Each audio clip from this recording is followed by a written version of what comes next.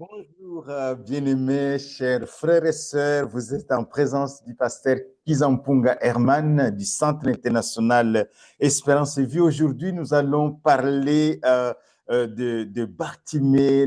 La fois passée, nous avons parlé en introduction qui était Bartimée, la signification de son nom et Bartimée comme symbole de notre humanité. Aujourd'hui, nous allons aller plus loin. Nous allons parler du fait que Bartimée a entendu la présence de Jésus, a changé l'histoire de Bartimée. Alors que Jésus sortait de Jéricho, ils arrivèrent dans Marc 10 au verset 46, ils arrivèrent à Jéricho et lorsque Jésus en sortit avec ses disciples, avec une assez grande foule, le fils de Timée, Bartimée, mendiant aveugle, était assis au bord du chemin.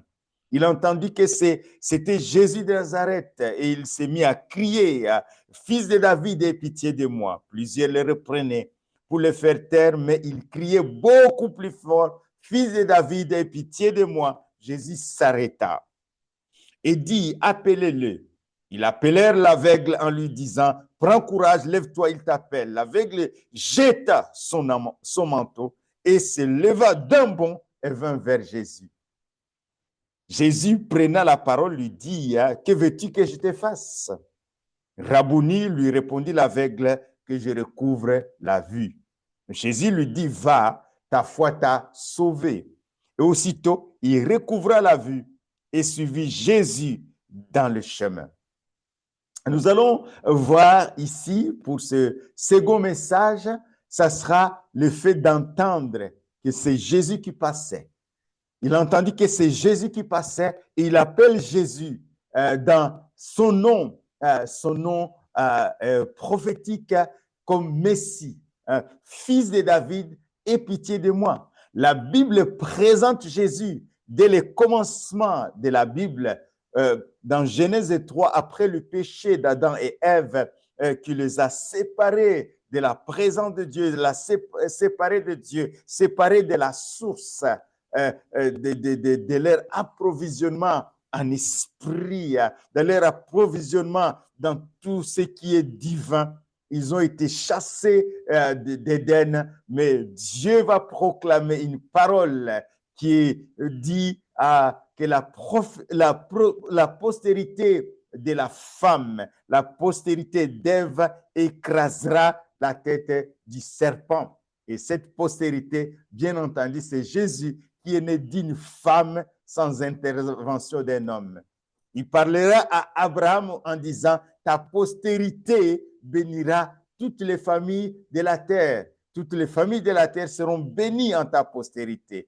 Il est question de Jésus. Il dira à David que ta postérité régnera sur les nations éternellement. Il est question de Jésus, le Messie promis. Donc Israël attendait le Messie. Bartimée, certainement, il a entendu même avant, il a entendu parler de Messie dans l'Ancien Testament, dans la Bible. Alors quand il a entendu que c'est Jésus, il dit c'est le Messie promis. Et c'est le Messie, le fils de David. Et nous savons combien c'est dans la Bible, on a parlé de lui. On a parlé de lui même.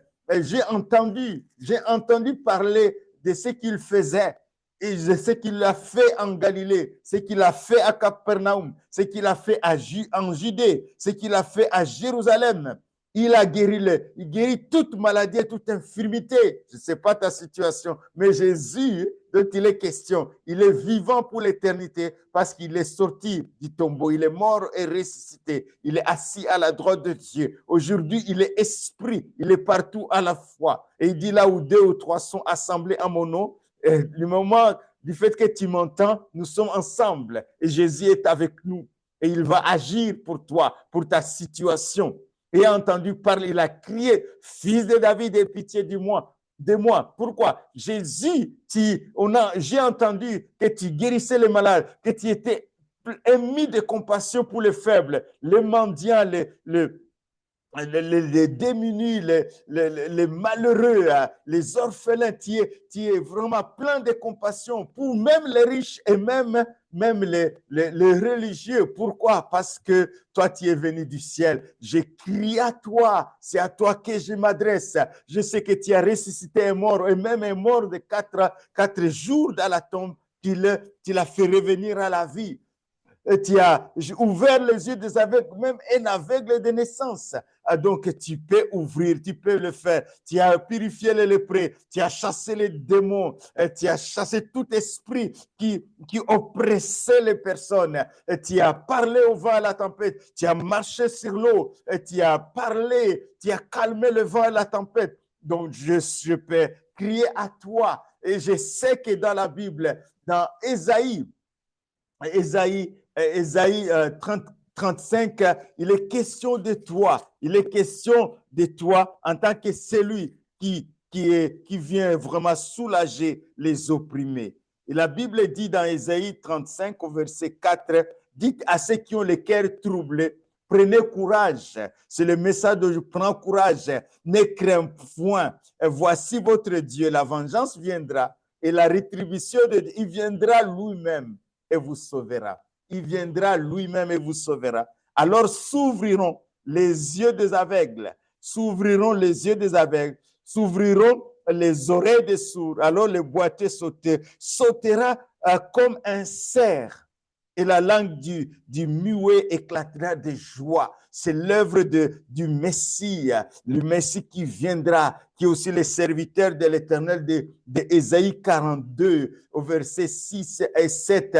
Il parle que c'est lui, c'est la lumière pour éclairer les nations, pour faire sortir des prisons les captifs, pour faire apparaître ceux qui sont dans des cachots, pour les faire passer des ténèbres à la lumière. C'est lui le Messie. Alors j'écris à Jésus.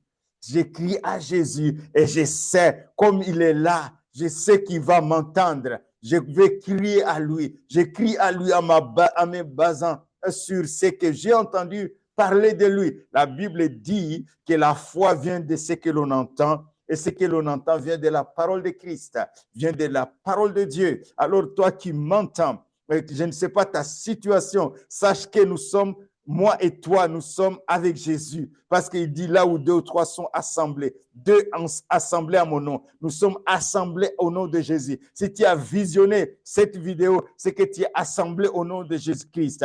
Il est là au milieu de nous. Il est là au milieu de nous. Alléluia. Et je vais te bénir ce matin. Je vais te bénir ce matin au nom de Jésus. Seigneur, je relâche la bénédiction à cet homme, à cette femme, la foi de Bartimée qui était appuyée sur la parole de Dieu, ce que Dieu dit, ce que sa bouche dit, son bras l'accomplit. Je prie que tu entendes dans ce message, dans cette exhortation, tu entendes la voix de Jésus, que tu sois conscient que Jésus-Christ est là avec toi, parce qu'il est ressuscité. Il est le même hier, aujourd'hui, éternellement. Ce qu'il faisait hier, il le fait aujourd'hui et il va le faire demain et pour l'éternité. Il guérit les malades, il soulage